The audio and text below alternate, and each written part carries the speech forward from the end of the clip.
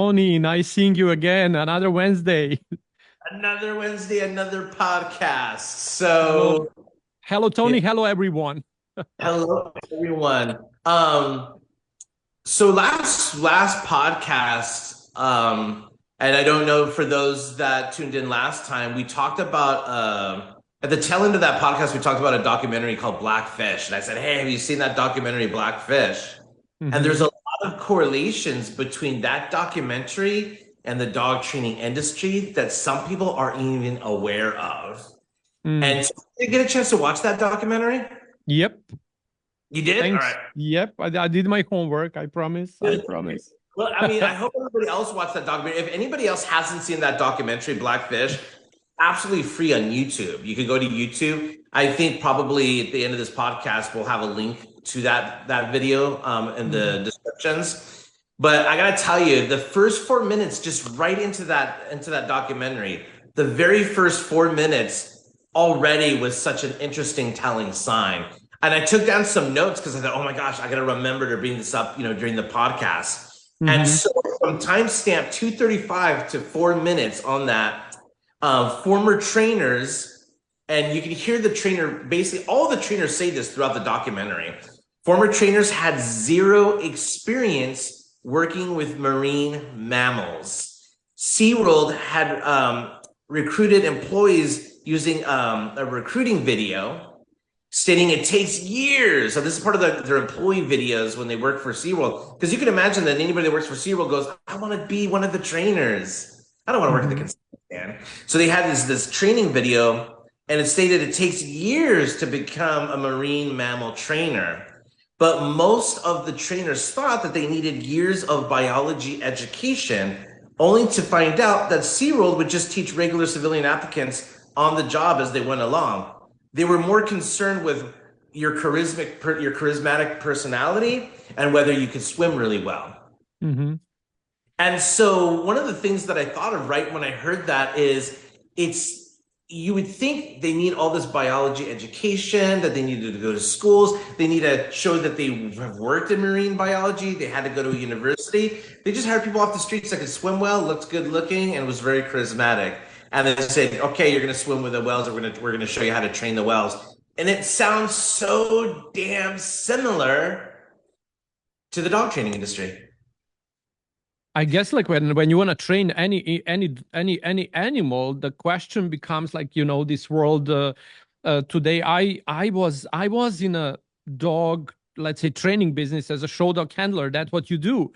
You try to have bring the dogs to a performance of their maximum ability to showcase their beauty, right? So that's kind of like something that you. So now there is a ways how you pull that out from animal. Will you kind of like make her be scared of you so they're gonna show up, or you're gonna blackmail them with the food they're gonna show up, or they're gonna just choose to show up and showcase themselves because they love you. All of those things are actually now I'm questioning back and I'm looking back and I'm going out to saying the same thing those marine people said, like, oh my god, what have I done? I didn't know better. And it's not an excuse, right? But Yeah, I actually.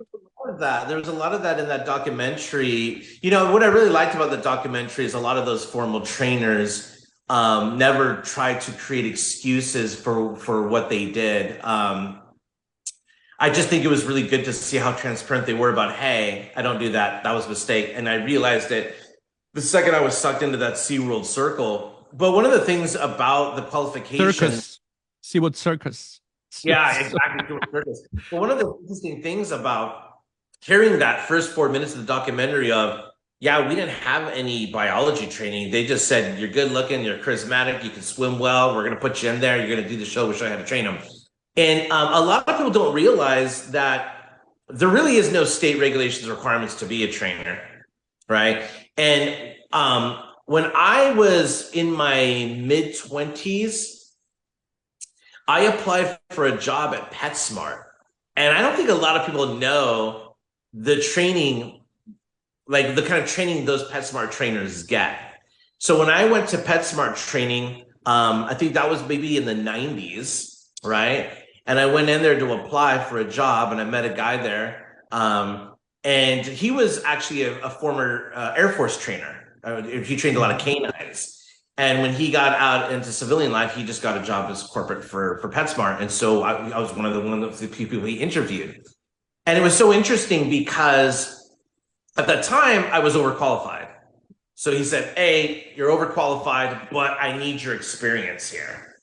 And I thought, well, then I could do it. He said, "But the only thing is you still have to go through the training, even though you know how to train dogs." And I'm like, "Oh, that's fine. I don't care." And I said, "How long is the training for?" And he said, 3 weeks. And I went, better than the weekend. Better than a weekend. 3 weeks. So I said, "What am I going to be doing?" He says, "You're just going to follow around one of the other kids," because they were just mainly teenagers or people that just were looking for part-time jobs to work at PetSmart. I knew I was more qualified, but I'm like, okay, well, I got to be humble. I got to see I'm going to follow this trainer around. And at that time, they had applied animal behaviors create the curriculum and this course that these trainers would go through. And it was a fat binder. We had 2 fat binders. And I remember going through the binders and reading, who wrote it and who they were. And I looked back at the animal behaviors that wrote that. I'm like, oh, wow, this is good. There was a lot of knowledge in that book that was almost impossible to go through completely. But really, it was just following around another trainer for 3 weeks, seeing how they did it. And then they just gave you this paper certificate that you printed from the printer saying, now you're a PetSmart accredited trainer. Now, that was in the 90s. I know for a fact now that the PetSmart trainers, it's even faster than that. Same thing. But not only that, those 2 fat binders that I used to have a long time ago, I actually took them and I used to have them. They're now 2 thin booklets. So now the PetSmart, these 2 thin booklets, follow a trainer around for 3 weeks, and then they're a certified trainer. And it's really no different than what SeaWorld did to train their trainers. It was just people off the street with no real formal animal training at all. And then super common right now in the dog training industry is the fact that many people are maybe hiring knowledge assessed trainers. Okay, so you passed the test, but they may not have the actual experience, of even working with. You know what I wanted to ask you, like in your perfect world, how the human-dog relationship looks like? In my perfect world, I just see a symbiotic relationship. In my perfect world, how I would imagine, and this is stuff that I'm working towards with my dogs too, is a symbiotic relationship. But a lot of times I don't think people understand what I mean by a symbiotic relationship. I mean basically a dog that has a very well developed vocabulary, that they do understand a lot of what you're talking about, because dogs can recognize up to 6,000 words. And what I mean by symbiotic relationship is that, remember last podcast I asked you, Sasha, why do you have a dog? Right? Can I ask you, should I ask you the same question, Tony? Why do you have a wolf dog? So my dogs I have for, number 1, to take care of my property. Number 2, to help me be aware when I have something going on my property, because I live out in the middle of nowhere. I'm on like 7 acres. And the other thing also too is, how people have service dogs? Anybody can have a service dog. You don't need to have a disability to have a dog that's a service to your life. So I'm kind of developing my dogs to be like service dogs, but they're not service dogs in the sense that I have a disability, and I'm not training them the same way a service dog today would train them. Mine is based on a lot of word association and having them help me through daily life, through daily tasks. Like, for example, one of the things that I'm working on is for my wolf dog Zamunda to go get my shoes for me and bring them back. And I want to teach her there's particular shoes that I'm looking for. So one of the things that she already does naturally is she already picks up things and brings them to me. Like, because she has a lot of excitement that needs to be contained, and she's kind of a mouthy wolf dog. So I find that whenever she comes to me, she's excited, she'll pick something up on her way and bring it to me to keep her mouth kind of occupied. And so I used to be like, oh no, don't grab my shoes. Oh no, don't do this. Oh no, that's expensive. And I used to get really reactive to that, which I think most owners would, or most pet parents would. But I started realizing my error, and I started realizing, bring it to me. Come over here. And Mm. she would bring it to me. And instead of pulling it out of her mouth, I'd say, that's my shoe. That's my shoe. You have my shoe. And I would kind of hold on to her. I wouldn't let her go anywhere. I would just pet her and love her and say, that's my shoe. And then she'd drop it. You dropped my shoe. You dropped my shoe. Take my shoe. And then she'd go, oh, yeah, I'll take it. And I started teaching her that. And now I can say, Zamunda, go get my shoe. And if it's nearby, she'll go and grab it and bring it to me. But I want to shape it and to go to my room and get my shoes. And then I want to eventually teach her which shoes I'm looking for. That is a service to me. And when she does something for me, I can see her eyes light up because it's not a, and I would never use it as a trick. Like if somebody wanted to say, well, can you show me a demonstration? I would do that demonstration, especially for educational reasons, but I don't use it to entertain my friends. Look what my girl can do. So go get me a shoe. Not like it's a dog trick. I use it because I want her to help me function through life. I don't have a disability, but sometimes I'm looking for other things, or sometimes I got to throw the trash out. And if she could already have my shoes ready, that would be great. And we can get going. And so what I mean by a symbiotic relationship is, if you've ever been washing your dishes at home and had a little toddler come up to you and say, Mommy, what are you doing? And you go, dishes, sweetheart. And you'll notice that a lot of times children will go, can I help? Children always say, can I help? And one of the worst things you could ever do to a child is say, no, honey, mommy can get it done faster. Or no, honey, you're just getting in the way. Why don't you go play with your sister and brother? It's the worst thing you could do. And watch the child and you'll see them go, oh, okay, I'll go play with my sister. It was much better to say, pull up a chair, climb up, grab the dishes, break a few, try your best. This is a good job. Clean it again later, but let them participate. And you see that they get the gratification of knowing that they can be a contributor to the family unit. Children love to contribute. But when you tell a child, no, I don't want your help, later on, when you do want their help, then you have to use bribery like allowance. Or you have to, it's a pain in the butt to remind my kid to throw the garbage out, right? So you need to nurture that. And so I find that, to me, the ideal relationship with a dog is your own personal dog that you have a symbiotic relationship with that helps you through daily life.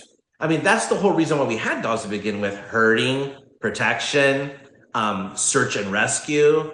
They all serve a functional purpose. So when somebody says, oh, do you just have a pet for enjoyment? You just like to pet them? I don't feel that they're necessarily happy being pets. I think that they're much more happy to contribute. But the minute you make it about a dog trick and they realize it's a form of entertainment and they're earning a reward, it doesn't become a symbiotic relationship anymore. It becomes more like SeaWorld. Oh my God! Now you're gonna kind of kill me for the things popped up in my mind out from what you just talked about, and because I was asking you like how the perfect world looks like in a human dog relationship, and the moment when I ask you that, the one image popped up in my mind, and I think we are maybe going towards extreme talk about. Like a blackfish, I almost said bluefish, because I really want to stick to that, what the humans are capable of doing to animals out from their own selfishness and want to entertain. And do you know who the P, PETA is, like that human? I think everybody knows who PETA is. Yeah. There you go. And there is the founder of the PETA, Mrs. Ingrid. I don't know how to pronounce her surname. She said, like, in the end, I think it would be lovely if we stop this whole nation of pets altogether. Eventually, companion animals would be phased out, and we would return to more symbiotic relationship and enjoyment at the distance. If the people want toys, they should buy some objects. If they want companionship, they should seek if in their own species.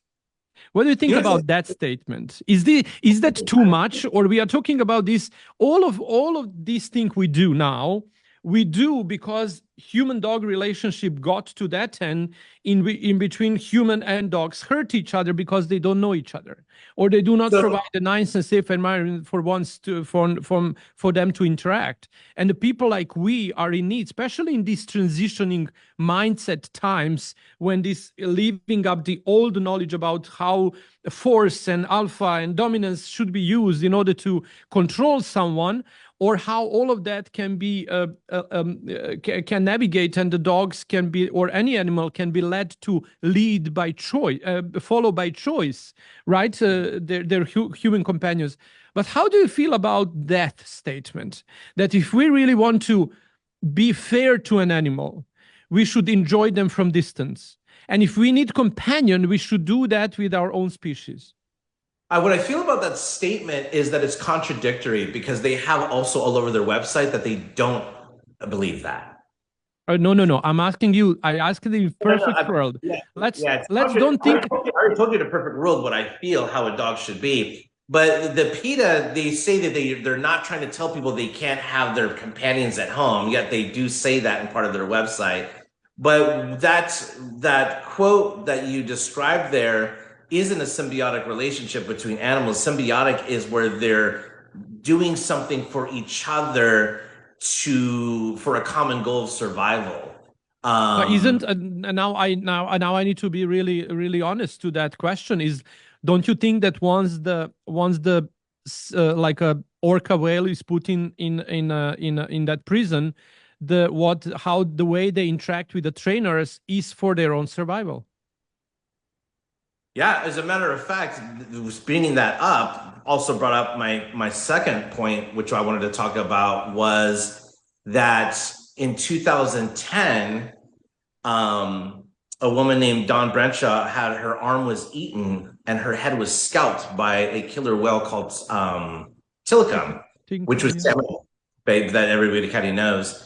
And that was a friendly captive whale. And I think captivity creates abnormal behavior, especially if you're taking a wild animal and introducing them to captivity. I understand that there's a domestication process with dogs, and I feel that that is a symbiotic relationship with dogs. I feel that we should have symbiotic relationship with dogs, which means that there's some task that you're helping each other through life over. As I mentioned before, herding dogs are helping farm ranchers. Search and rescue are helping find lost people in the woods that otherwise would die if they didn't have a dog that had a great nose. And those dogs love to work and do that symbiotic work. Do I feel that the average pet owner does that? So here's kind of what I feel bad about the average pet owner. I feel that the average pet owner has been brainwashed by a lot of trainers and brainwashed by a lot of the pet industry, because they don't have a symbiotic relationship with their dog, meaning that the dog never goes with them through life. A lot of those dogs are left home. A lot of those dogs are left in the backyard. A lot of those dogs are meant for self-amusement, but those dogs aren't necessarily living a symbiotic life. So I don't feel, I mean, if somebody asks me, and I don't judge other dog owners, because they don't have as much experience as maybe you and I have. But I know personally, I would never want to have a dog that I leave at home. I would never want to have a dog that I just think looks great with my purse. I would never want to have a dog that is just a conversation piece and they go, oh my gosh, you have a Papillon? Mm-hmm. Oh, you have a Chinese crested? Uh-huh. Like, that was on me. Never want to have a dog for my social media page. That Papillon was on me, right? Be honest. I want to know. I feel that an owner with a dog should have a symbiotic relationship with that dog. I think that dog should go everywhere with you. I think that dog should learn, hey, carry this pencil for me really quick because I have to grab a notebook. They love to be with people and they love to be helpful. They don't even need as a reward. Is that symbiotic relationship if I ask my dog to bring me a pencil? Yeah. How come? But it's not a symbiotic relationship if they're doing it for a reward and you're doing it as a conditioned trick. Yeah. But the question here, like this moral question about why would I ask animal to bring me a pencil if I Mhm. why I can do it myself? Why do I need someone to do that for me? For the because it's helpful for the same reason why you'd ask your son to go look for a pencil for you because you're on a phone call right now and Oh, that you're drastic. For the same reason, I might ask my wife, "Hey, honey, I realized that I forgot one of my notes that I needed. I think I left it on the printer. Can you grab that for me real quick?" Because it's helpful and it's a relationship with a common goal. just the question becomes like, do we need that from another species? We need it from each other. No, Not no, even I the, get that, and that's where you have a son and you have a wife and you have someone that consciously have chosen to be in your life one way or the other, like a that's why destiny I don't or train it. That's why I don't train it. no, no, yeah, that's what I get. But still, we have a dogs by choice. We bought those dogs in our life, and then that there this world leads. And I was like, when I asked, I don't know where this question came up from, and I would say like, and all of those people regret. They said like, also the hunters from the beginnings. He said I actually didn't know what I was doing by hunting those orcas, and that was a strategic way and move. Like, how do you navigate through those and the question become like, when that was happening, when the SeaWorld and they were working with all of that seems so normal, right? Maybe this pet life to us means now so normal. And how would we, if we would evolve in 200 years from now, would we see the world of human dog be like you describing, bringing you shoes and pencils and we live some symbiotic relationship? Or you see the world evolving in a way in which Peter is telling us it should go, like if a people want companionship they should look for that in between the humans, and probably we would have less wars and misunderstandings than now. I don't believe today's typical pet owner is living a symbiotic relationship with their dog now. I don't believe most people are. I feel that that's kind of something that you and me are doing differently. Um, and I think that the industry that uses so much operant conditioning ends up conditioning the owners to think a certain way and have a different perspective, that they think they're having a symbiotic relationship with their dog, but they're actually really not. What actually, if the relationship in between two species is not symbiotic, which kind of relationship that ends up being? It ends up being more about ownership. It ends up being more about Can one species own another one? something that you just want to have ownership of. But one of the things that my dad used to tell me, and I find this typical with a lot of dog owners too, is a lot of times, well, my dad was really strict and we didn't have a lot of money growing up, but I know why he would do things like this. But sometimes I would be really intrigued by a toy. And my dad knew my personality. I love shiny things. He already knew, man, this boy's going to be an expensive boy. I already know. Like he knew that from the very beginning. I like bougie stuff. I really do. But one of the things he always tell me is, why do you want that toy? I want that toy. I saw a commercial and my friends have that toy. I'm going to buy you that toy and it's just going to collect on the shelf with dust. Why should I buy you that toy if it's just going to collect on the shelf with dust? And I'd be, no, it's not. It's not. But sure enough, my mom would pressure him to buy me that toy. And then after 2 weeks, I would have it on the shelf or in the closet, buried under clothes, forgot all about it. And I think that a lot of the times I see that with a lot of dog owners too, where I had a friend for a while, like this was probably about 4 years ago. I had a friend that I was getting to know, and we knew each other probably going on 6 months because it was a new friendship. And then he mentioned his dog, and I didn't even know he had a dog. Oh, My gosh, I didn't even know you had a dog. He goes, oh, yeah. I'm like, well, where's he? How come you never bring him? Oh, he's just at home. And I'm like, that's typical of what most dog owners do is, oh, he's at home. Do you walk him? Yeah, but he's a butthead, so I leave him home. He's not good, or I leave him in the yard. And I find that a lot of people have dysfunctional relationships with their pets. But I don't see, and my goal is when I'm working with clients, which I'm sure your goal is too, is I try to change the perception of the owner or the pet parent to realize that they are not have a symbiotic relationship with their pet, and that's where the behavioral issues are coming from. So it makes sense that, yeah, in SeaWorld, it's not a symbiotic relationship with the whale, especially how you captured it, how you claimed ownership of it, and then you're getting it to perform tricks, and it's living in a bathtub for 20 years, which you would think, well, they're getting plenty of exercise. It's the same stuff that people say about their backyard. How often you walk your dog? Oh, 3 times a week. Is that really enough? Well, he's got a big yard, right? You brought up an interesting point about that one guy that was catching the killer whales, because it's another point that I had here about how he felt, well, how that was wrong. And one of the things he said, so his name was John Crow. I wrote it down. So John Crow was a mariner, and this is in the Blackfish documentary for those that want to see it. I believe it's at the 2010 mark.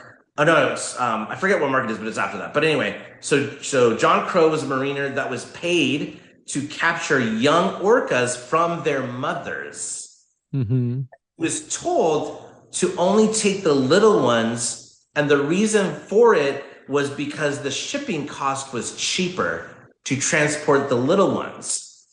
But what he said after that nearly brought me to tears. He said that the whole family of orcas, because what they would do is they create the circle net, and they would trap the end of this net perimeter, but the parents were caught outside of the net perimeter. So he said that the whole family would stay and scream and communicate back and forth with the little ones that were in the middle. And once he realized what was happening, he said he lost it and started crying. But that didn't stop him from capturing the little ones because he was given a job by SeaWorld. He also said that on occasion, some of the young ones would die hung up in the nets trying to get to their parents, and they died while being caught by the net. So what they would do is they would fill them with rocks and stick them right in front of their parents. And that was in the state of Washington. Once the state of Washington got wind that SeaWorld was doing that in their waters, then the state of Washington told them not to come back. But SeaWorld actually just ended up moving to other parts of the world doing the same thing. And I think that one of the nicest things about that documentary was there was so much participation from the people that were involved, and the apology and the emotion behind them realizing how wrong it was. They knew it was wrong at the time, right? You think they knew it's wrong?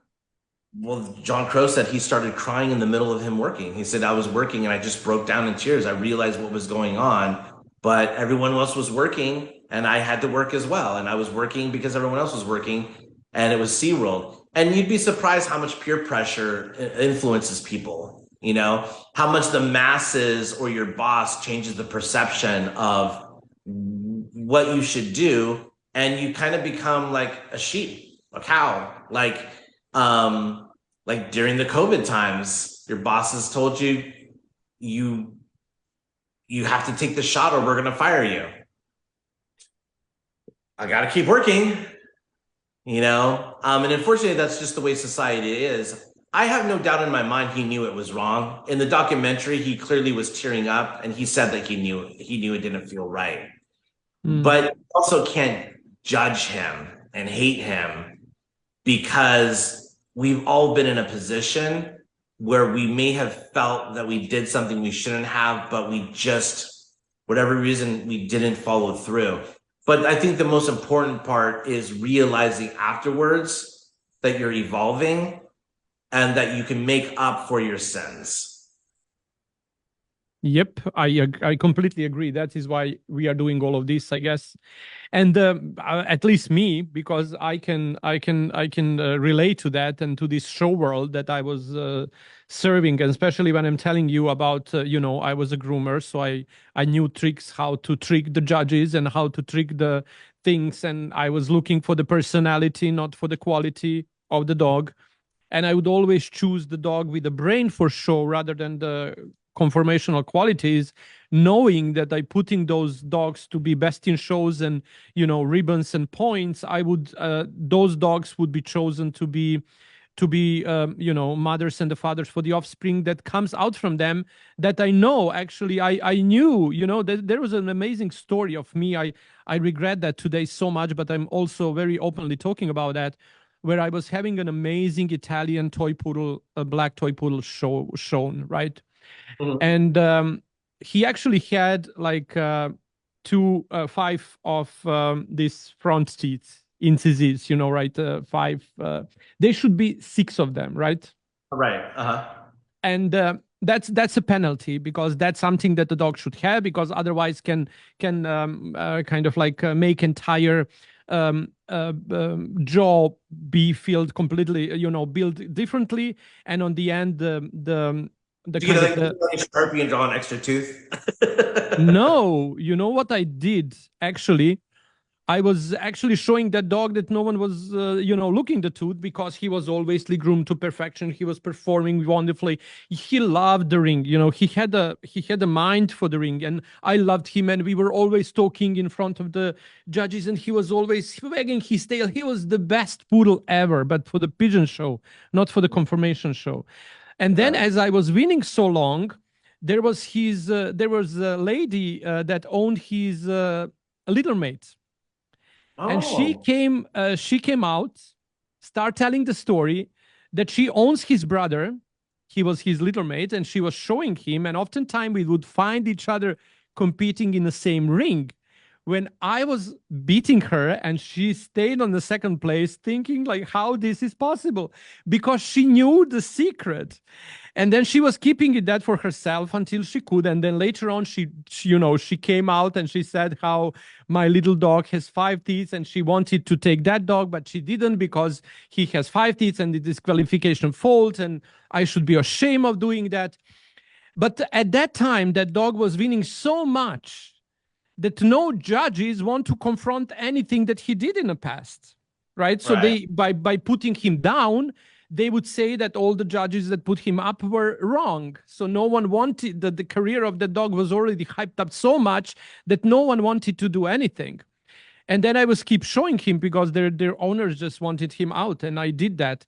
And then at one day, I enter to some very famous German judge that I loved a lot, and he loved me a lot, and I was mainly only winning, also winning under him a lot. And Mhm. when I was showing him this dog, he said, "It came to my attention that your puppy, actually, this dog has five incisives, like five teeth in his upper jaw." And I said, no, there are rumors. When you are winning a lot, it's just kind of like that's what the people do. They try to put you down somehow. And I said, on the end, you can always check. And he said, yeah, you're right. And then I opened the mouth of this little dog, and I took my finger and I count 1, 2, 3, 4, 5, 6. And I said, what's the problem? He said, you're right, there is no problem. But what I did is I tickled one, two times. So I said like, so 1, 2, 3, 4, 5, 6. It is six. So I was able to use my charm, the dog's charm, the dog charisma, our relationship, to trick people in front of their eye. And Like now I'm SeaWorld. Same thing, sorry. yeah. Like just like at SeaWorld. They all look like they're having fun. They all look like there's a great relationship between them and the animal. It's Now an I know illusion. It's an that illusion. that dog had like maybe 200 puppies of spring with the Yeah. different beaches over his lifetime. He's not with us anymore. And I did it. Yeah. I, Yeah. I did it, and I do feel guilty because of that. And guilt oftentimes kind of like comes back. But I think when I talk about that publicly live, I'm exposing the world as well of the show dog people, and show world, the show dog pigeon world, right? Kind of like, is that really for the benefit of the dog, or is just for the beauty of the presented dog? And how many times I did myself, and I know my colleagues did the same thing, and we still start to try to preserve that confirmation ring as something that's valuable in a sense of creating pre-zygote selection for the greater uh, preservation of the breeds. Yeah. So Well, here's a really important thing, right? And I'm going to bring this up because even though you feel guilty for what you've done in the past, and I feel guilty for a lot of the things that I've done in the past, which is the reason why I'm evolving and you're evolving. I mean, I used to be an e-collar trainer. I used to do clicker training.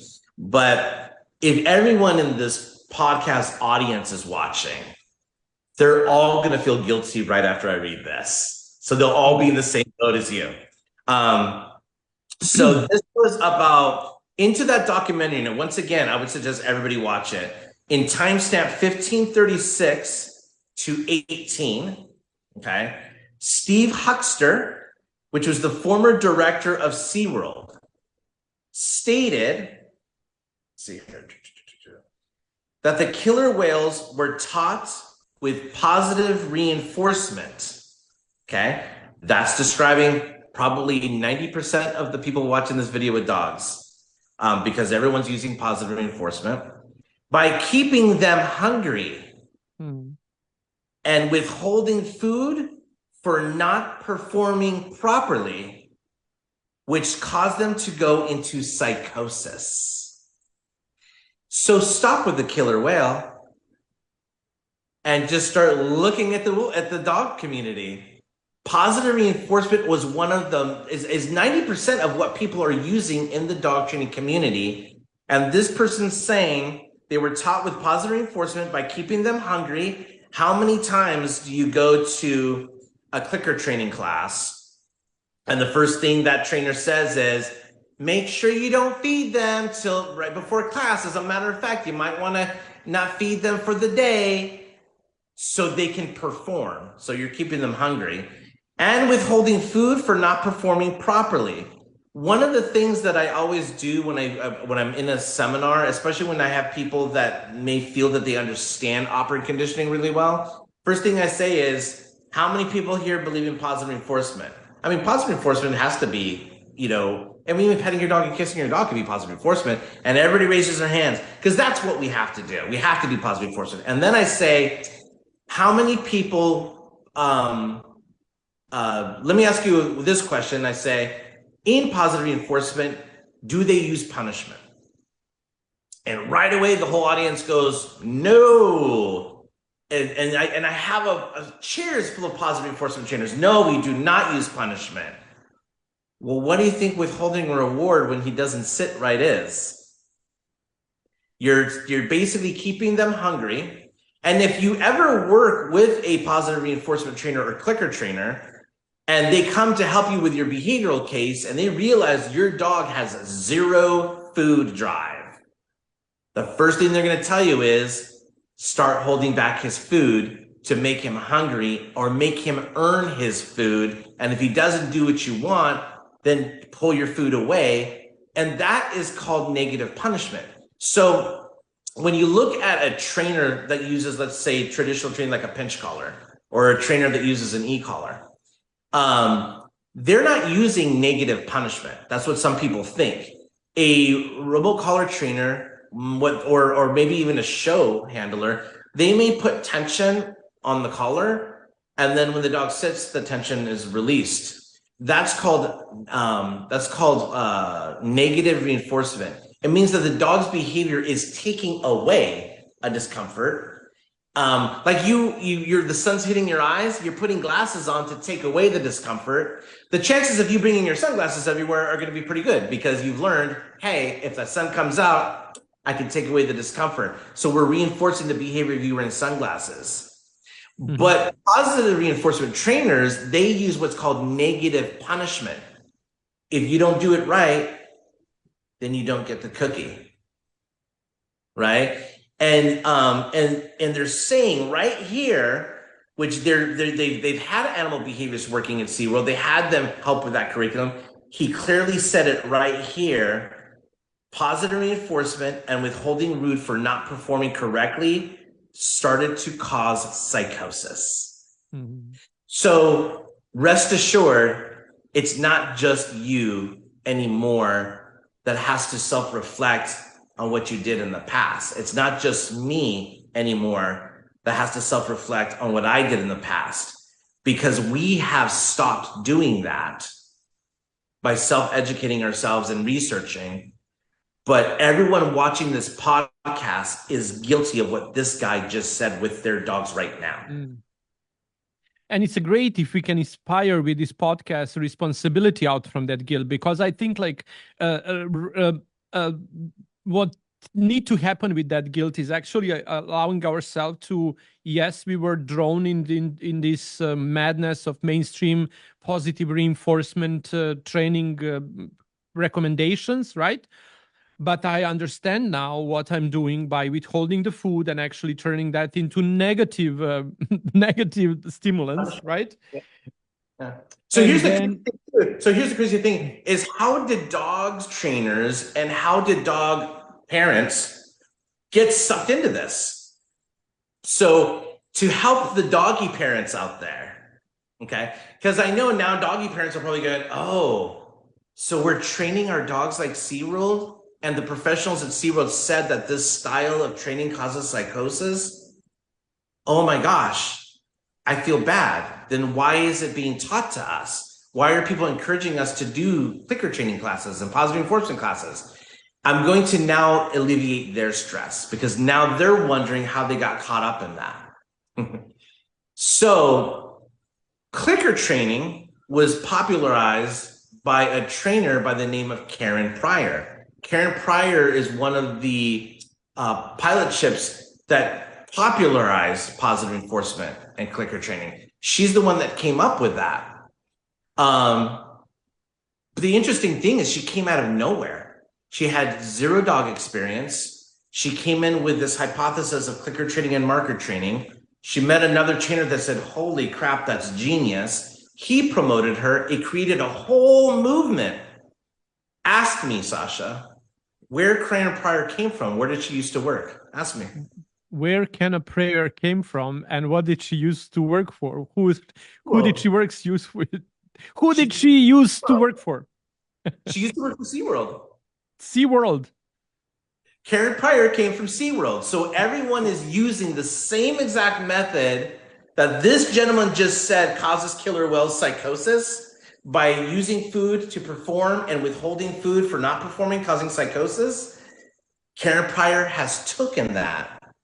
And that is the reason why it's so popular in the dog training industry. That happened Karen Pryor worked for SeaWorld in the 70s. As a matter of fact, I have proof, right? Quote your sources.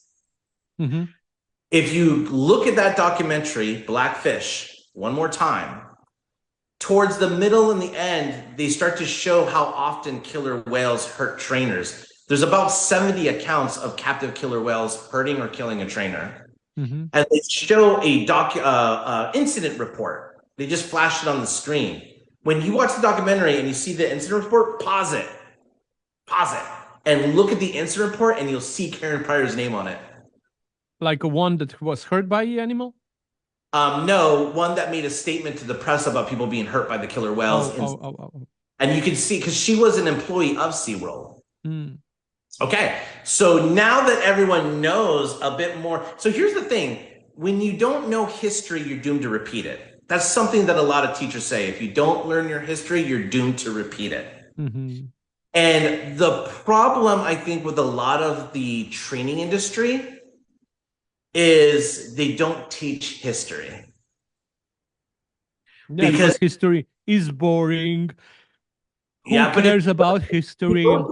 We don't need to know that. You don't even train the same way right now. If you actually went, I'm going to study the history of training, you would wake up and realize, wait a second, then why are we doing this right now if it's been done before with catastrophic, incidences? Result, right? So right then and there, so that was between the timestamp 1536 and 1800, where the former director of SeaWorld stated that was their program, was keeping them hungry, using food for performance, withholding the food if they performed incorrectly. Hello, that's dog training. And that became popularized by Karen Pryor in the 80s, who took what they did at SeaWorld and brought it to the dog training world. So everybody has a right to feel some kind of way as you and I do. But now that I've given that information, what are they going to do with that information now? Probably be angry at you. No, One's angry at me because I mean, usually at because the I need to tell you that people oftentimes resist changes, especially when they are presented with such a nice explanation as you did, because now we would expect that everyone would love to hear the new strategy and to learn about how this all can be changed and what should we do here and there. And then you come to the point, then the programs of this kind of relationship with the dogs require real understanding of the animal and their needs, their physiological and needs of the different species. How do you inspire dog to the best possible control is actually self-control. So if you can inspire dog to self-control itself and to provide the dog environment in which they willingly choose to behave as we want or we wish, desire, so to provide to desirable and acceptable behavior, there is a path to that, but that also requires a lot of discipline. And it's nothing to do with the dogs. It's everything. If we want to control our dogs, we need to control ourselves. And we need to cut the cords with that emotional entanglements of my babies and my furry friends and furry babies and the replacement of my whatever is missing in my life with another species, because you are right, it doesn't become a symbiotic. You were very kind when you said it's ownership. I think actually it's parasitism. The humans humans are emotional parasites over their dogs, and you are very kind when you are saying it's only ownership and the humans are only species and this planet that owns the other species, that actually makes them parasites, living off the emotional life and life actually exploiting the life of the dogs for their own gains, emotional gains. So at the end of this podcast, Or the beginning. yeah, at the end of this podcast, we will tell people what they can do, because we don't want to tell them what's wrong with this industry and then not give any light at the end of the tunnel of where they can go. Well, they can go to you or me, but at the end, we'll explain kind of what we really do that's different than the dog training industry. But before we go there, I want to remind people that are watching this to stay till the end and watch the full podcast in order to get that information. But there was one more thing that gives so much synchronization to what's going on with the dog training industry that's happened to SeaWorld. Listen to this, because this was a really good one too. So in 1991, a trainer, her name was Kelty Byrne, worked at Sealand of the Pacific, which was like SeaWorld that was, I believe, in Vancouver, British Columbia in Canada. She was taken under by one of the killer whales and was killed. And that organization covered it up and said it was an accidental drowning. Okay. Now, Steve Huxter, which was the former director of SeaWorld, he stated later, because when they're doing this and he's the director of SeaWorld, he's learning from the behaviors, what happened, what's going on. I mean, they're not just saying, oops. I can only imagine SeaWorld saying, we need to call an expert to tell us what happened, why it happened. The trainers don't know. They're civilians that are just being trained for animal training for entertainment. But here's what he said. Steve Huxter stated that he learned they were overly stimulated by the performance, which means that they were overexcited, which caused their behavioral issues, and that the behavior said that they were most likely going to repeat it. Listen to this carefully. Steve Huxter stated he learned they were overly stimulated by the performance, overexcited. What do people do when they say, Fido, sit? I'll sit, I'll down, I'll sit. Or do you want the paw? Or you want the paw? You want the other paw? No, you want to lay down. What do you want me to do? Just say it and I'll do it. That caused their behavioral issues and they were more likely to repeat it. That pretty much describes positive reinforcement.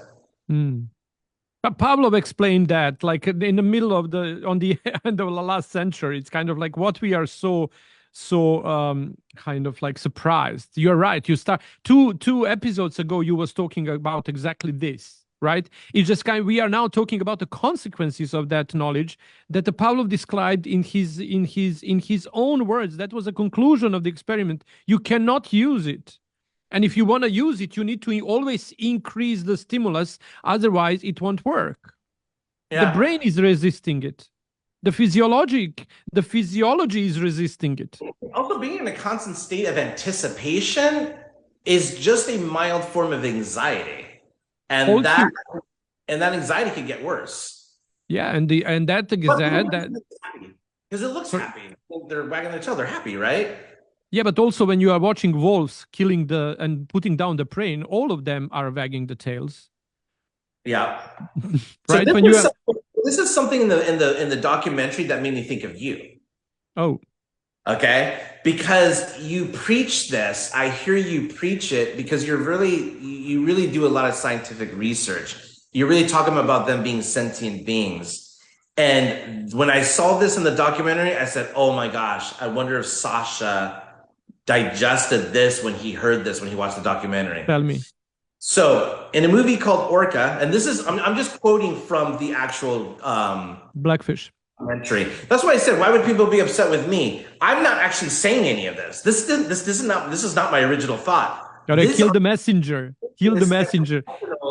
No, it's too late to explain. All right. Anyway, sorry. Orca, directed by Michael Anderson in 1977, stated that the orca's intelligence may be even superior to man's. Mm-hmm.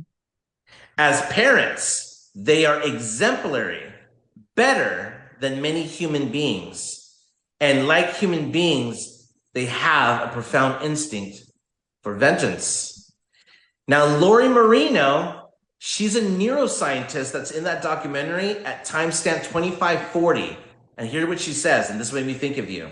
She says that after brain scans of the orca brain, it just screams out intelligence and awareness. Their brain, they said they took a look at this tremendous brain and put it in a magnetic resonance imaging scanner. She said, what we found was astounding.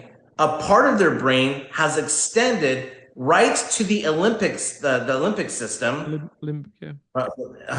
Processes these animals, and that's basically where all the emotion lives, right? So it's highly elaborated emotional. That means that killer whales have a highly elaborated emotional lives, and this extension the human brain doesn't have. We have an emotional cognition and limbic system, but this extension that the killer whales have, they've only seen it in this and in other marine mammals, but not in humans.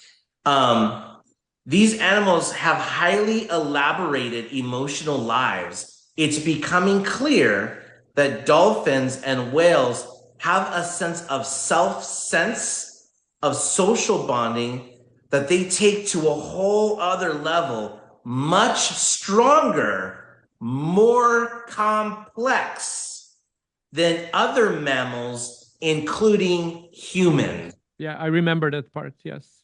And I remember they showing that brain when they were putting it in that scans and everything. It's kind of like one, and it wondered. I was also wondering, like, and the only reason why they are using their potentials, and the humans today are we are not living up to our full potential, right?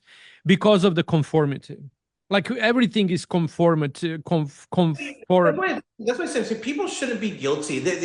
Whatever I said that makes somebody feel guilty, don't feel guilty. And don't feel like you have to defend yourself or even say, oh, I got to talk against this because it makes me feel guilty and we love positive reinforcement.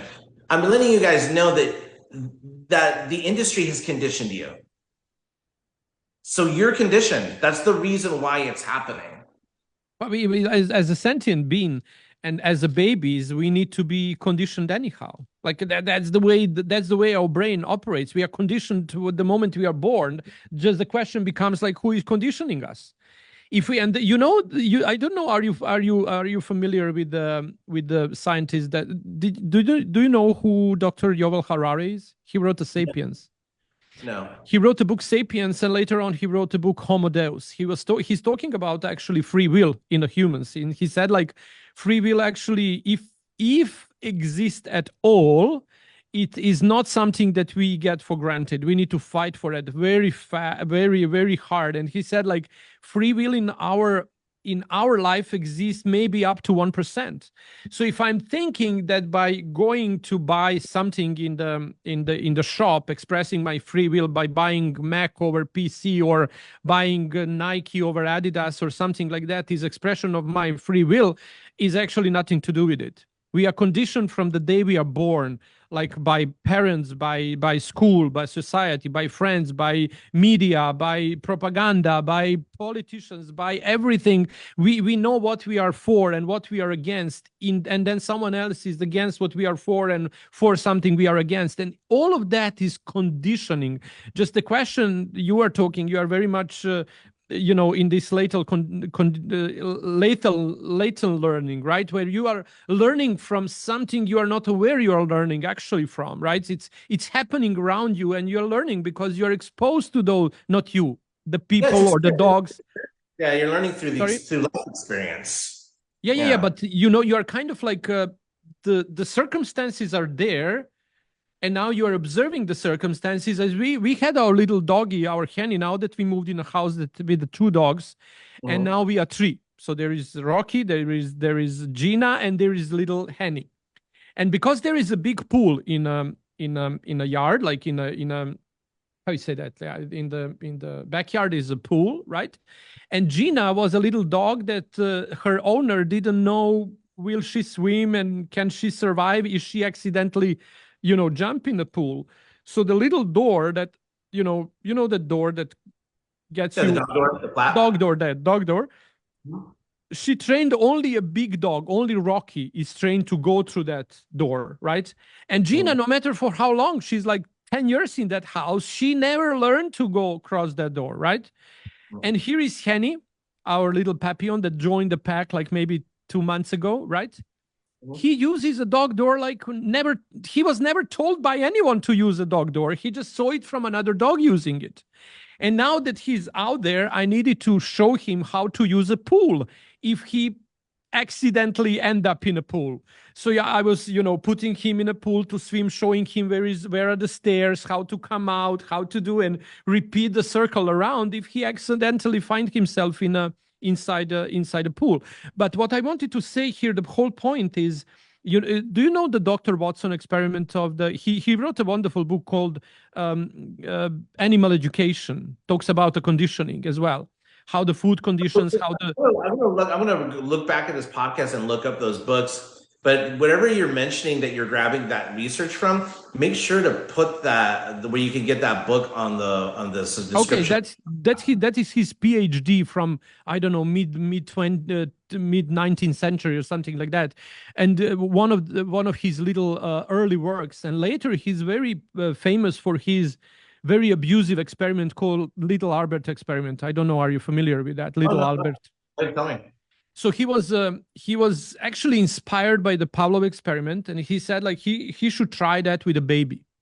And he said like there is a baby that he borrowed from his girlfriend, and a lot of time, and no, she was not a girlfriend, she was a nurse at the hospital where he worked. And later on, the critics of his experiment, they said that actually the little Albert was his child, that he had it with that lady, and that is why she agreed to borrow little Albert for the experiment. And what happened there is that he was just, observing the little Albert, like he was like maybe 6 to 9 months baby, not a big baby, like not a grown up child or something like that, baby. And what animal is this? A human. Oh, it's a human. Oh, a baby, human baby. Yes. Wow. Okay. Baby called Albert. Yeah. And he was observing the baby's behavior and showing the baby like a little mouse, white rat, monkey, dog, anything like any kind of animal. Oh, is this the when he went behind the baby with a loud pan and went, Pam! Yes. And he did it with a mouse, and now it's scared of monkeys. Yes. So that he did.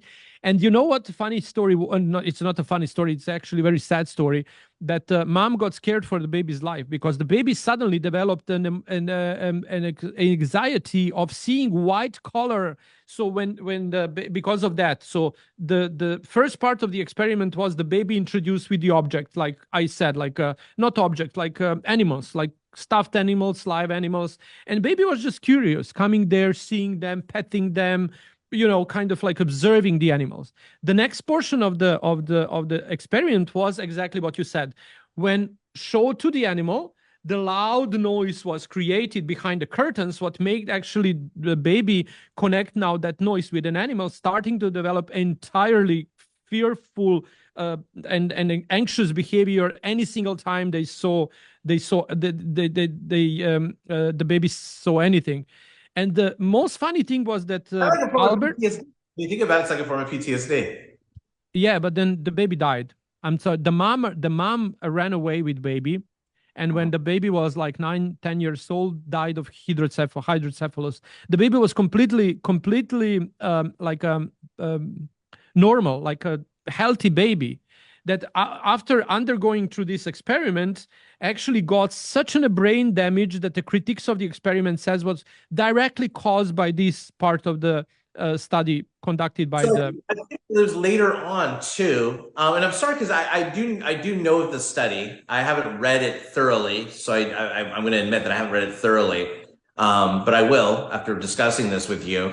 But and I don't know if you've heard what I'm about to say, but when I did hear that study, I heard that what he said was that the study was technically somewhat incomplete because they were supposed to Yes. reverse the damage, and that would have elevated the study. But the woman got so upset that this baby was scared during the study that she didn't want to come back in order for him to undo any long-lasting effects.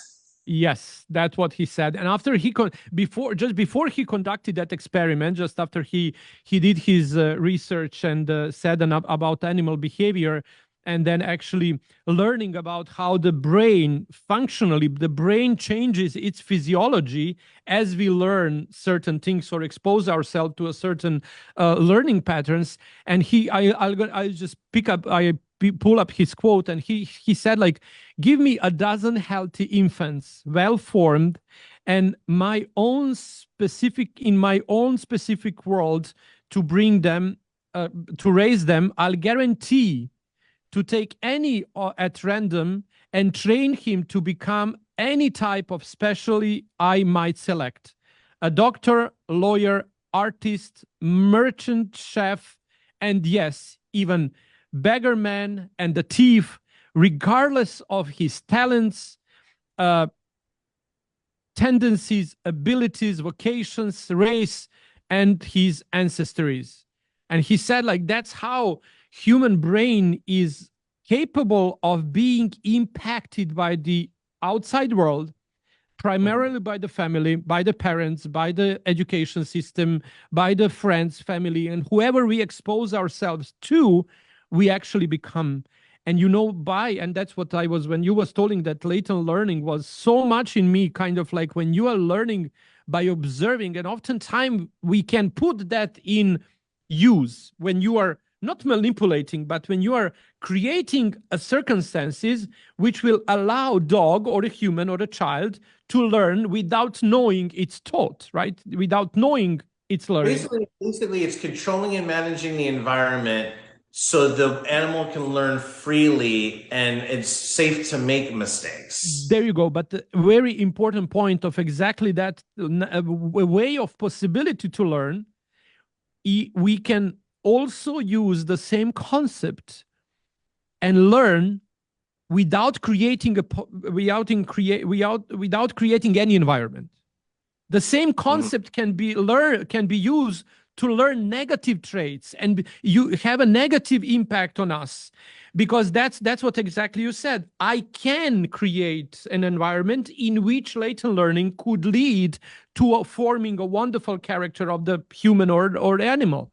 It can go both ways. It can latently go a good way or latently go a bad way. There you go. interesting what you're saying is a lot of the times I like to describe homeless dogs as latent learners because especially when you're dealing with areas like Mexico or Greece, they have wild dogs that know how to cross streets, that know to wait for the traffic to slow down, that have specific rounds and know how to get fed and visit the city, city butchers. And they're very interesting that, wow, they're super latent, but there are dogs that are latent that are thieves. Yeah. Right. I've seen a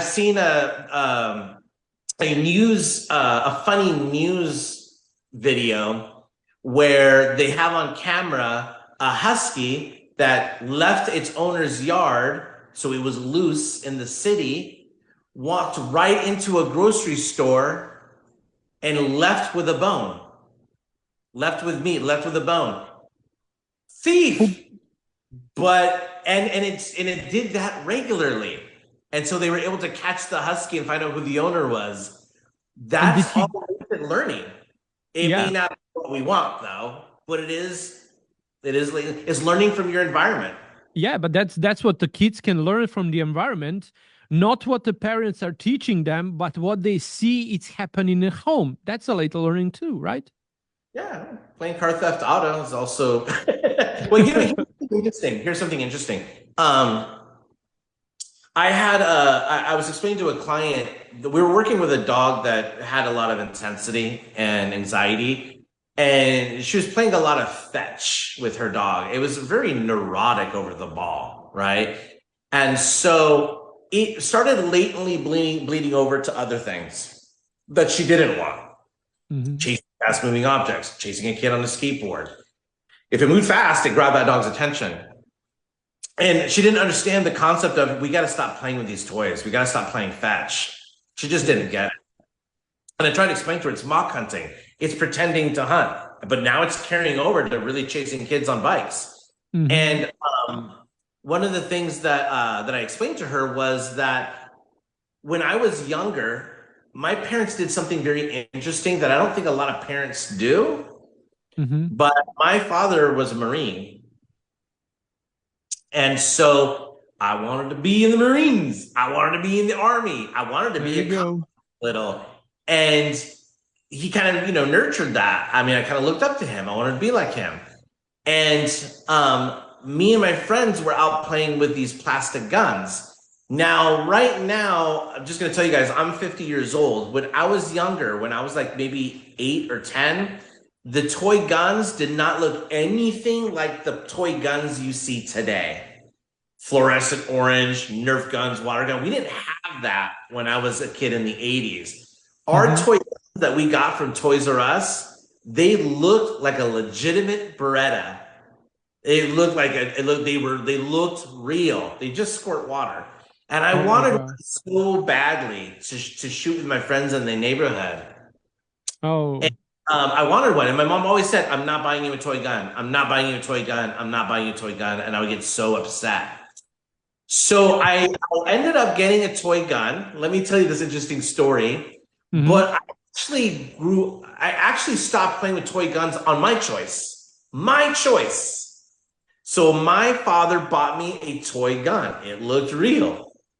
And he said, I'm going to buy you this toy gun because I know why you want it. And I was like, yeah. He says, you're probably going to one day get a real gun, yeah? I said, yeah. And he goes, all right, that's good. That's why I got you a toy gun, because I know you're going to want a real one. I went, really? And he goes, but let me teach you how to play with your toy gun. If you don't know how to play with a toy gun, then you can't go play with it with your friends. So if I catch you not following the rules with this toy gun, you can't have it anymore. What are the rules? Number one, when you have the toy gun, you never put your finger on the trigger. Your finger always is off the trigger until you're ready to shoot. That's real gun training. You never go to a firing range and have your finger on the trigger. That's how accidents happen. You always have. He taught me how to play with a toy gun safely. When you're talking to friends, if I see out the window and I see your hand on the trigger, I'm taking the gun away. Also, when I see with your friends, that gun needs to be pointing down all the time. I do not want you pointing it to your friends. I don't want you talking with the gun with your hand. It's always pointing down. I said, okay, all right. Another thing, you never pointed at your friends. You never pointed at a person. If you want to shoot cans with it, shoot cans with it. And if you're really good at it, I might even buy you a BB gun when you're a teenager. Really? But you got to show me that you're responsible with that toy gun. You know what happened with that toy gun? I threw it away because it's boring to have. Boring to have, I guess. I was waiting for that end. I guess. As a matter of fact, Sasha, I know how to shoot a gun because I go with some friends sometimes, but I don't even own a gun right now. Mm. And it's not because I'm against guns or I'm political or I don't believe in NRA. Literally, it's just my choice. I just don't want a gun because I just for some Because reason you have like a 4 wolf dogs, boy. Like what the heck you need a gun for? Is it 4 or 3? I'm sorry.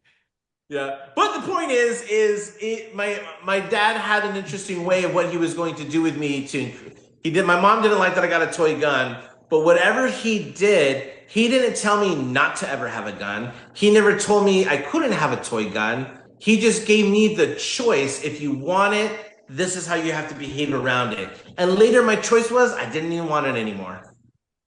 I didn't even want it anymore. So here's something else that I wanted to point out as well. And this is something that I know that you understand because you kind of explained it to me last podcast. And it was interesting because in the last podcast, I was talking about animal rescues going to Mexico, taking those street dogs just to fill up their shelters to adopt out. And when I rewatched the podcast, I felt that I misunderstood you, and I wanted to address that right now. Whereas where you kind of said, yeah, I mean, it's like taking a wild animal and taking it out of nature and thinking you can have it in a house. And in that podcast, I felt that you misunderstood me because they're domestic dogs.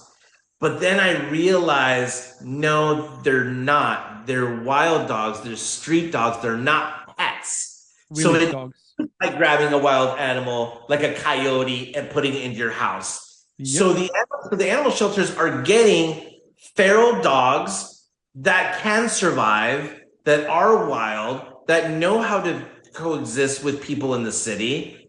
They're not bothering any of the city, and they're taking these animals out of their natural environment because they're dogs and not a coyote, and thinking they can adopt them out. And then those people that adopt out realize, holy crap, what's wrong with this dog? It is a wild dog. It's not a domestic. It's not like it's not going through the domestic process. I mean, it's domesticated, but it's not being raised by people. So you really do have a wild dog. So when you said that, that's where it started realizing that, man, I wish I had brought it up during that last podcast, but the damage of captivity. So we're getting these killer whale problems. We're getting them killing the trainers, and it's because they're in this captivity in a small pool. So in a sense, we shouldn't be doing that to like res dogs by grabbing them or going to Mexico and then adopting them out in the US, which is sadly happening. But it also made sense to me that a lot of those behavioral issues we're having are captivity issues, meaning that I'm getting dogs with behavioral issues. Okay, what do you do with your dog? Do you take your dog to work? No, my dog doesn't allow works. What do you do on the weekends? Well, we had the fairgrounds, but I can't bring my dog everywhere because he's naughty. Okay, so your dog's at home all the time. Remind me what happened to the humans, what happened to their mental illness when COVID-19 happened and we were told we couldn't leave the house. Do you remember what happened? We had a hike in suicide rates. I completely agree. But also when I talk to my clients, don't take a dog that's not ready to the walk, because they're gonna kind of like make them follow you, and then you can take them wherever you want. So but that homework need to be done prior you incorporate dog into the world. It's also putting yourself and the dog, actually what we need to do is put ourselves in the shoes of the dog and look perspective. And if we really want to learn about the dogs, where do we go? And as I told always, as I'm telling every single time when I have any seminar, no matter on what level, is it a behavior, nutrition, or cold care, whatever, out from this my 360 pet care,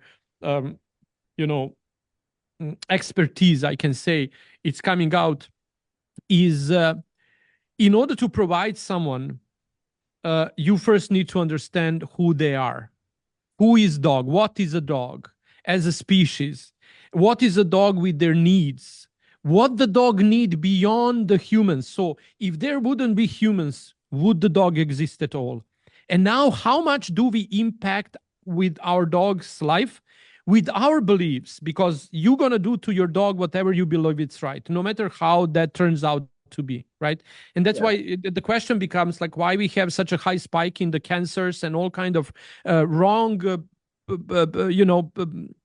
systemic diseases that have a long lasting possibility to be prevented if we would make right choices on time by knowing and listening first, let's say humans, like listening to our body, listening to our thoughts, listening to our hearts.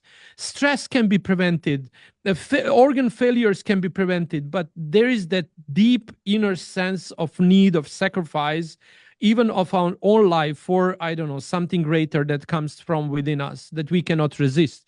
And then we make all of these bad choices through our life.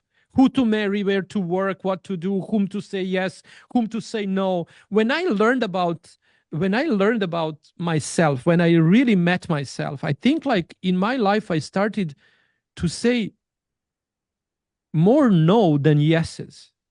I started to finally say no. If I cannot be 120% in it, I wouldn't commit to it.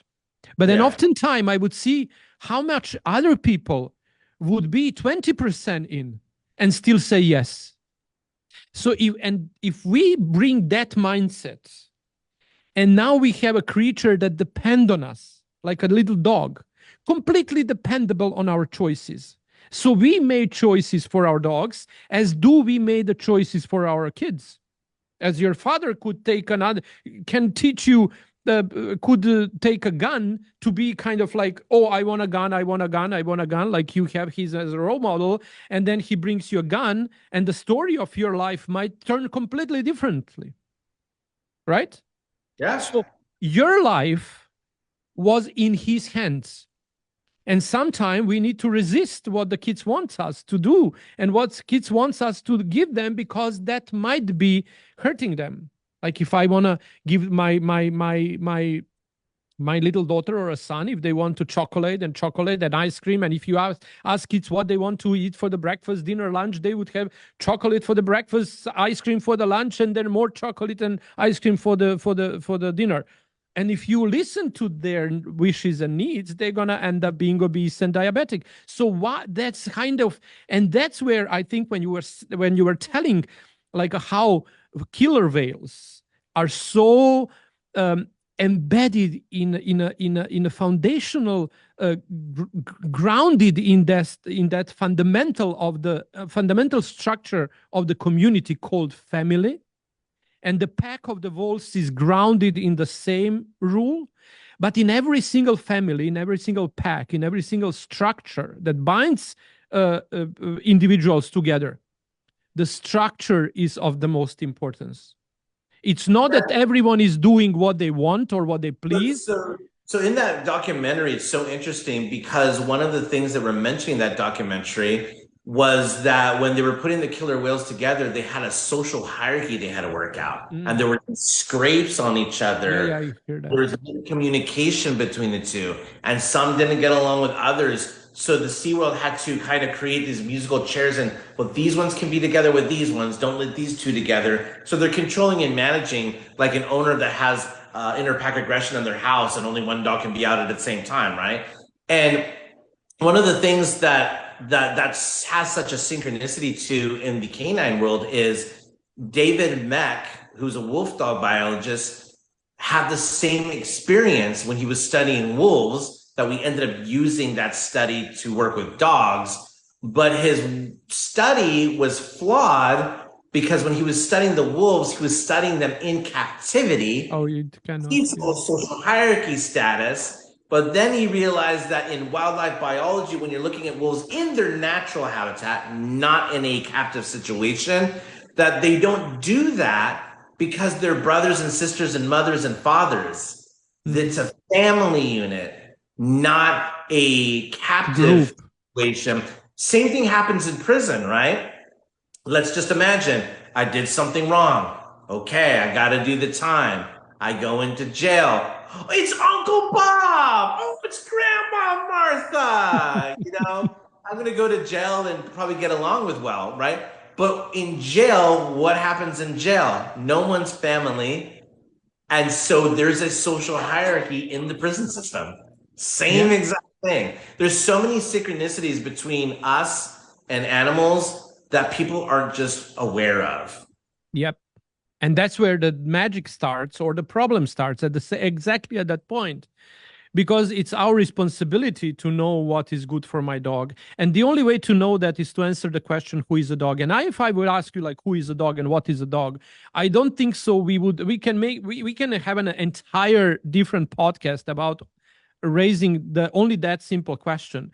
Because when the Maslow was creating that hierarchy pyramid, was like Maslow's pyramid of needs, where he said every single one first, and he was struggling with the first. He said the food, and then in social interaction, and he was growing that pyramid up. And by the end of his like professional life, he was telling like, well, I'm not quite sure which is more the fundamental need of the humans, a belonging or the food. Can I survive with the food without belonging? And will I eat if I do not belong? Or am I gonna starve myself to death out of depression or whatever might causing me not to eat and not to fulfill my physiological need, draining my physiology and causing my death if I do not belong. So he said, like, if I don't belong to some group or some, even the monks that are separating themselves from the world belong to a god, and they have that. They have church with a God, and they created a unity with a God, and they do belong. So that regardless of what and who and how many that group that we do belong is numbered, the feeling of belonging is very important for the humans to thrive. And that's the same thing, like, do we really know what our dogs needs are in order to provide them, in order for them to thrive long happy and healthy life? Yeah, and training them like SeaWorld animals and keep them and not doing things like I don't know if the killer whales could go on vacation and go places, but I think they would have been happier if they had more room to go do things. So here's another thing also that I found as a synchronicity between that documentary and the industry of dogs and pets is misinformation. Misinformation. So listen to this. This was That's kind now you're entering the world, the now you're in the place of conspiracy theories, misinformations of yeah. who by who. I have a friend of mine that also tells me that I watch too many conspiracy theories and it's affecting how I work with animals. There you That's go. just Here you go. look at this. So, in that documentary, and I believe probably it still is the same right now. If you go to SeaWorld, where they give you the education about them, one of the things that they say is that the lifespan of a killer whale is anywhere between 25 and 35 years, a little bit longer in captivity because we have veterinarian services, we have healthcare for them. Mm-hmm. Okay. That is 100% false. Killer whales in the wild can live up to 99 years old. Oh my God. I didn't know that. Teaching at SeaWorld, I almost feel like they just want to provide that misinformation so people think, oh, the killer whales live to 25 to 35 years old. That's normal. That's what they would live. They've lived longer here than out there. That's totally not true. The other misinformation is collapse of the dorsal fin. They say, oh, why is the dorsal fin flopped over? Oh, 25% of killer whales in the wild have that. Not true. 1%. 1%. The aggression they get in the pods in the aquariums, there's aggression there because of they're not really family, right? Mm-hmm. And yeah, I mean, and there's been 70 killer whale accidents already. Oh my God. And so, are they like shutting them off, or is that gone, or it's gonna be gone, or what's going on? So basically, they still have SeaWorld. they're still keeping the captive. They're still keeping captive type of orcas in their aquariums. I feel that the aquariums are larger. It just means it's a larger yard. Last podcast you mentioned another killer whale that they were about to set free, and then it died before it was set free. I looked into that a bit more, and I found out that they weren't going to set it free. What they were giving it was a larger area in an ocean surrounded by a net to give it a larger area. So I feel that could have helped it psychologically. It didn't have to correspond with other orcas that it had no idea of the culture. But it's still not free. It's but they said like that was one of the was a stage, because they wanted to net it first just in case the family that she do belong to is not there anymore, that they cannot know, and then they will kind of net her so she just kind of doesn't get killed. Yeah, they were going to keep her in a sanctuary, and that was what the sanctuary was that netting. $200 million for that. I know we're going a little bit over probably our podcast, but I wanted to read kind of like a conclusion, just a little bit of kind of what we learned here. And this article that I have that I'll read to you, I already sent you guys a link, so it could be put on the bottom of the podcast so other people can get to the article if they want to read it. But it says here, and this is an article that I wrote, just kind of prefacing this podcast here, the limitations of operant conditioning in animal training. The documentary Blackfish brings to light significant issues regarding the use of operant conditioning and the training of killer whales. These insights offer a valuable perspective that extend beyond marine mammals to encompass the training of dogs and other animals. Operant conditioning, which is dog training, while a widely used method in animal training, often fails to meet the enrichment needs of complex, intelligent animals such as whales and dogs. Additionally, it poses dangers when animals are kept in a conditioned state to earn their food in captivity. Understanding operant conditioning. Operant conditioning is a learning process through which behaviors are modified by consequences. Positive reinforcement, a key component of operant conditioning, involves rewarding a desired behavior to increase the likelihood of its reoccurrence. While this method can effectively teach animals specific behaviors, it often overlooks the broader needs for mental and emotional enrichment. The need for enrichment. Both whales and dogs are highly intelligent and social animals that require diverse forms of stimulation to maintain their mental health. In Blackfish, the documentary, the lack of adequate environmental enrichment for captive orcas leads to severe psychological stress and abnormal behaviors. Even dogs have behavioral issues. Similarly, dogs in training programs that rely solely on operant conditioning without sufficient enrichment can develop behavioral problems. Enrichment goes beyond basic training and involves providing animals with activities that stimulate their natural instincts, encourage exploration, and promote social interactions. For whales, this might include larger, more dynamic environments and opportunities for social bonds. For dogs, it means incorporating play, socialization, problem-solving activities in their daily routines.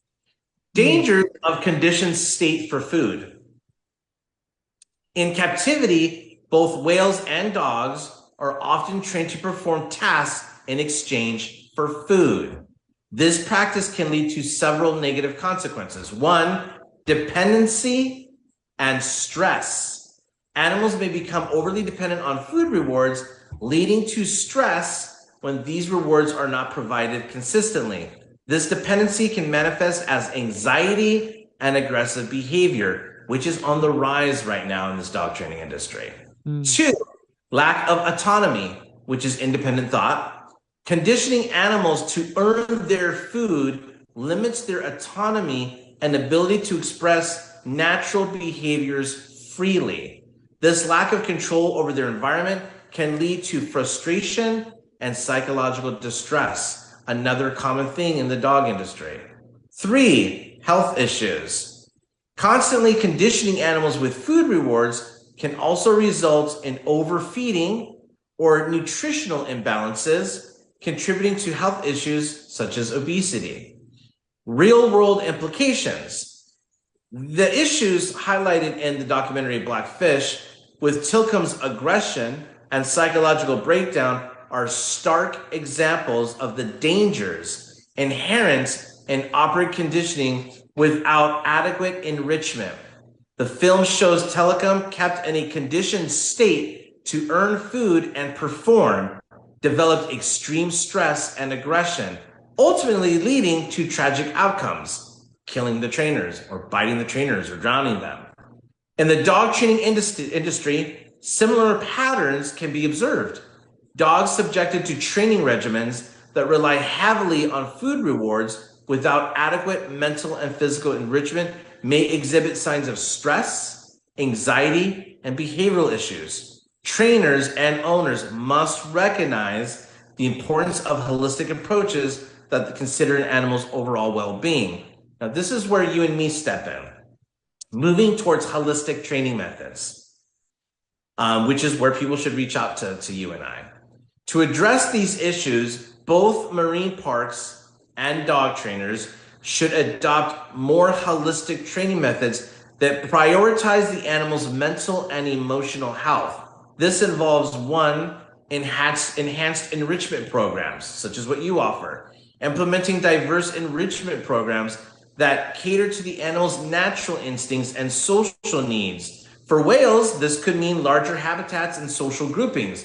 For dogs, incorporating varied activities like scent work. Interactive play can provide essential mental stimulation. Doesn't have to be training.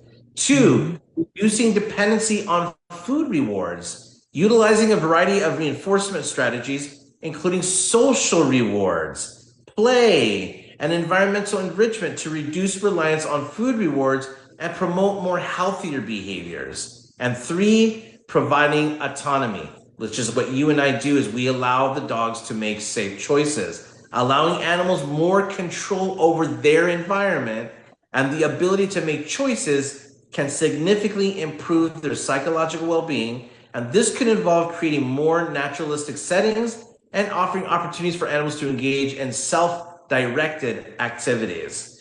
In conclusion, Blackfish underscores the critical need to move beyond operant conditioning as the sole method for animal training. By recognizing the limitations of the approach and the dangers it poses, trainers and caretakers, notice it didn't say owners, caretakers, can develop more humane and effective practices in ensuring that animals like whales and dogs receive the enrichment they need, and reducing their dependency on conditioned food rewards is essential for their mental and their physical well-being. Embracing holistic training methods can lead to healthier, happier animals and prevent the tragic outcomes that arise from inadequate care and understanding. So for those that are watching this podcast, if you want to learn a different approach, a more behavioral approach, a more cognitive emotion approach, which is current science right now. Current science doesn't use operant conditioning for human behavior. We're using cognitive emotion for human behavior. If you want to learn more about that, you can go to tony-nila.com as my website. And then Sasha, how do we get a hold of you? pureloveandharmony.com. So if you guys are watching this and you want to learn, well, then how would you, Sasha, raise your dog? How would you, Tony, do this? If I could start over and get a puppy, let us show you how to do it. And we'll show you. You'll be so surprised that you can have a good dog without training. Yep. Without having to use cookies. Without using cookies, especially, and without using like a force, especially that one. And I'm kind of like So you have these trainers. I saw them, and maybe we can discuss that the next podcast about how someone still can try to force the force, kind of like, because they call this new movement of the behavior, like cognitive behavior movement. They call it like a new woke world. And then they want to stick to the old ways of how do we treat dogs, and how how do we train dogs with the choke collars and prong collars and e-collars and all kind of forces that creates literally and long-lasting negative effects left on the canine and the dog physiology that gonna sooner or later uh, collapse like a uh, uh, castle of cards, unfortunately. And there is always price to pay, and we can see that in the numbers of the uh, diseases that are actually becoming like a new normal to a dog life. Like, I don't know I barely know a dog that dies of old age. I know the dogs left and right that are put down because they are sick and they cannot die forever. They are dying like in agonies and in this disease here or that diseases. And the biggest responsibility for that is on us. We have all the tools and power to choose right for them. The question just becomes like, why we are not doing that? And it's nothing to do with the wishes or wills. It's only education and learning about how the tools we have can be, I mean, tools, knowledge can be used in order to prevent that agony that becomes like normal to a dog's final stages or hours of life. And if anybody watching wants to, here's the interesting thing too. It's I feel that you and me have a pretty good approach with raising dogs, and I don't want to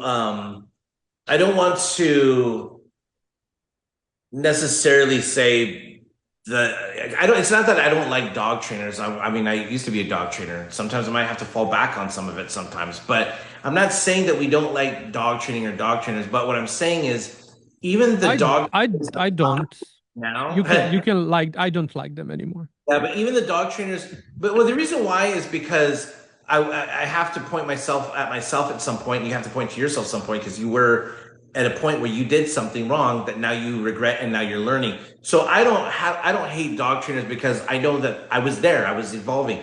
But this is the interesting thing. When I look at dog trainers, I do see that they know they're missing something. They're starting to become self-aware. They're still dog trainers, but they're being self-aware that something is missing. Nobody wants to have to constantly reinforce your dog for the rest of its life for 15 years. So they know they're missing something, but they don't know what they're missing, and we're willing to teach it. But the other thing also too is there are other people out there that do cognitive training, right? And so when you research other people that are saying, oh, I'm not a trainer, I do natural, holistic, or cognitive type work, the thing that you'll notice is it's not necessarily a very understood thing with dog trainers, even though they're experimenting with it. So I've gone to a lot of websites where there is a dog trainer that says, I have a cognitive approach. And the first thing I see is a food reward.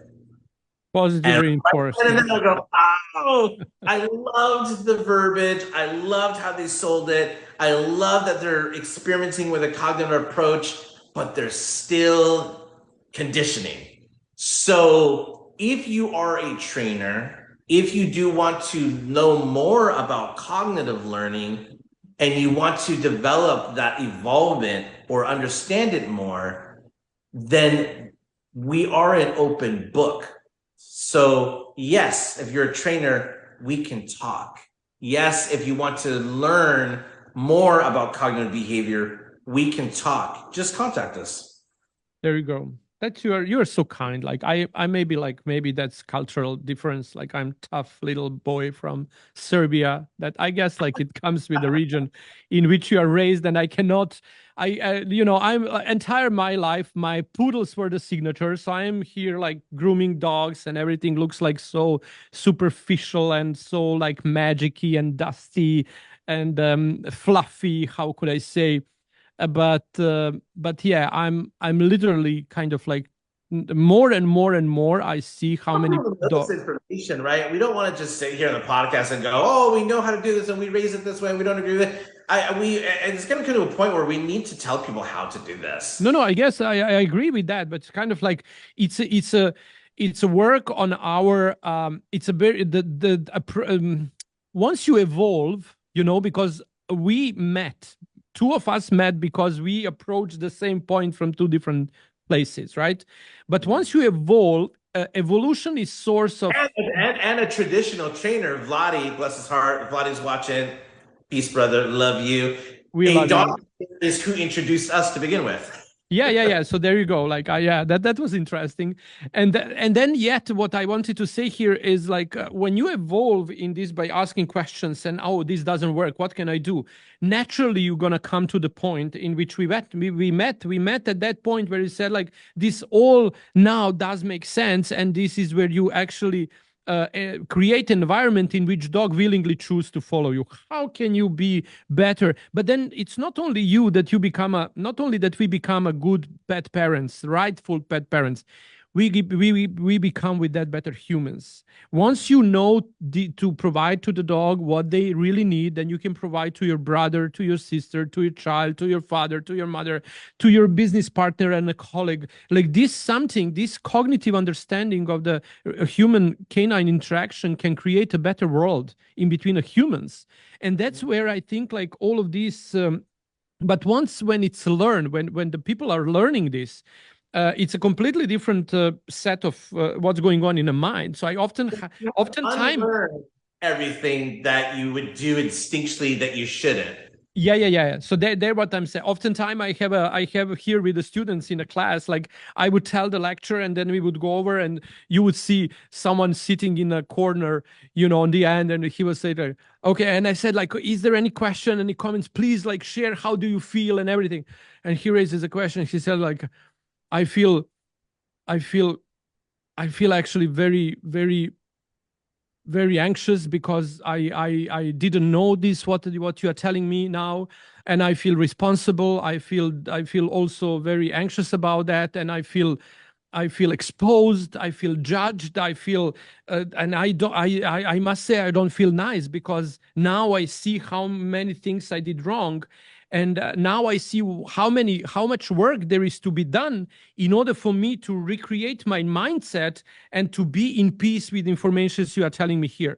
So sometimes it can be a very challenging place to be when you expose yourself to a new knowledge that will challenge your beliefs at the present system. Your body, your brain, your conditioning gonna want you to stay in that state. Yeah. Just so you know too, and I'm just trying to be transparent with everybody. I've just really started this cognitive movement with myself, like, 8 years ago when I met my mentor and we were talking about it and deep diving on it, and he was kind of helping nurture me in the right direction. But even myself, I'm not claiming that I'm the expert on cognitive learning and latent learning. But it is definitely going to be the direction I think all of us need to be in this industry. And the only way we're going to evolve better is that we have to talk about it. I mean, I met you and you don't believe in any operant conditioning. You're not even a dog trainer. So your experience is super valid because you've been raising dogs and you don't train them. I know that there may be others out there and we're just not mainstream right now. So there may be others out there. So if there are others out there, ask yourself, do I use food or tools in my training, or do I try to control and manage situations? If you say, I don't do any of that, then you need to reach out to us. You're part of the pack already. Like we didn't know for each other until we didn't met. And then I was a guest on the Vlad's interview on podcast, right? And next thing I know, there is Tony getting in touch with me because he heard and he said, let's discuss this little more. And look what amazing relationship turned to be. There's other out there comments because you and me can do interviews with people as well that have the same understanding, the same belief. I always look for the new guests, and I will for the new partnerships and new relationships. We need to get this word spread, because yeah, the dogs lives literally depend on us changing the paradigm on this topic. Speaking of You that, really is there any comments on this podcast as we're talking? Has anybody made any comments or asked any questions as of yet? I can tell you that because Vedran is not in our room, and I don't know what he's. I'm not watching. I'm watching this on the camera, so I don't know. I'm watching this on this platform out from which they're streamed. So I guess Okay. like Vedran gonna what? Oh, I'm a dog trainer. Nothing. One time you were a dog trainer, shocking. And then one was, that's so sad. But these are from before. They causes psychosis. OMG. Yes, we need more men like you too. The veteran is our moderator. He's a moderator, but he's far away from there. So there is a good comments and nice, I guess, like nice comments. I don't know, are they? So yeah, because this is something that dogs should actually, yeah, that's something I think like a dog training should be like a. We don't need to train animals to do nothing. We need to find a way to live. Let me ask you this, Sasha.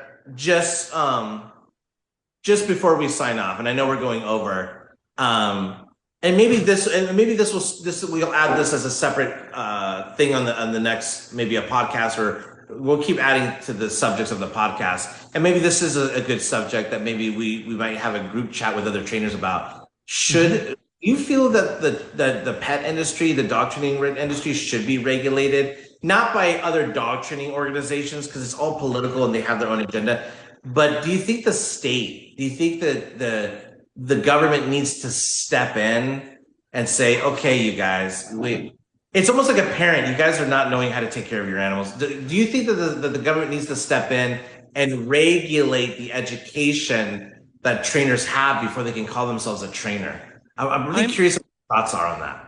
I must tell you, I'm coming from the socialist country, and when you tell me something like that, I get like my hair goes like this.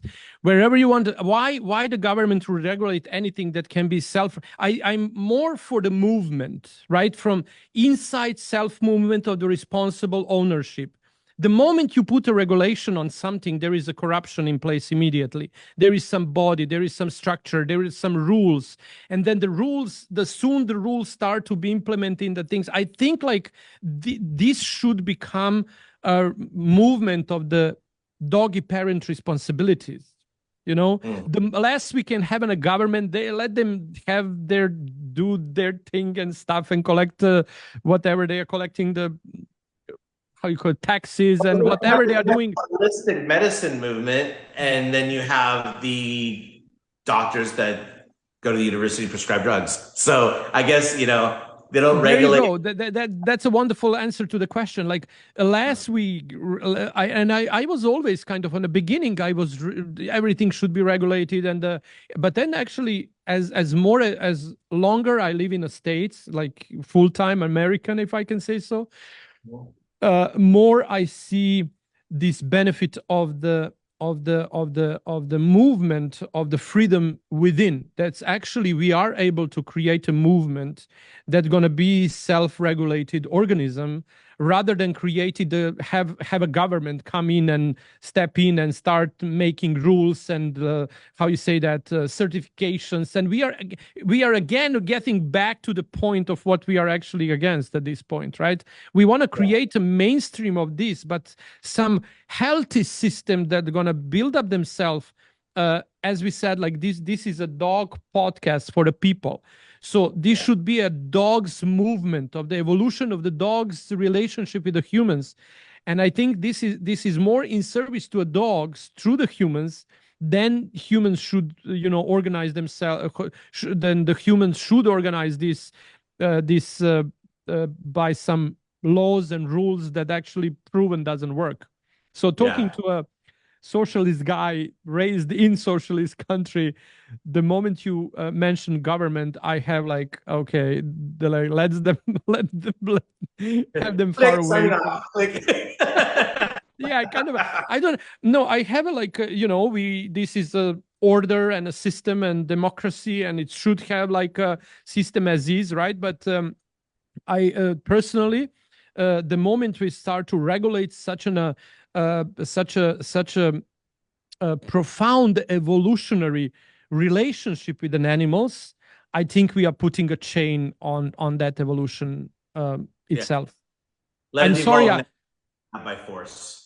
Yeah, I think like that should be an inner movement of the people wanting to change rather than, and then the forever evolution of that would be much easier if there is no, structure around it.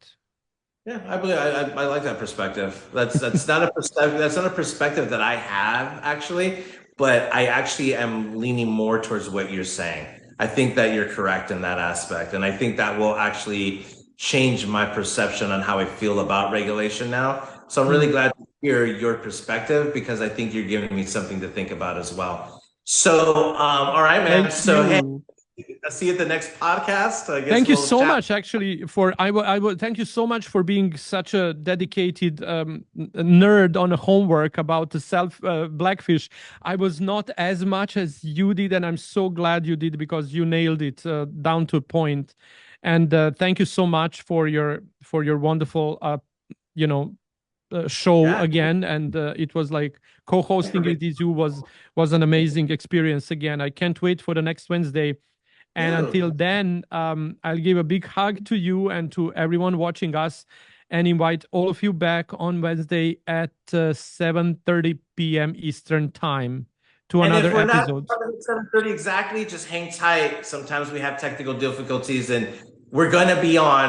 So just hang tight. It's It's not gonna alive. start at 7:30, but it will we're gonna get started. We do it every Wednesday. It's alive. But yeah, it's Thank you. Thank you so much, Tony. Thank you, everyone. Bye. bye everybody.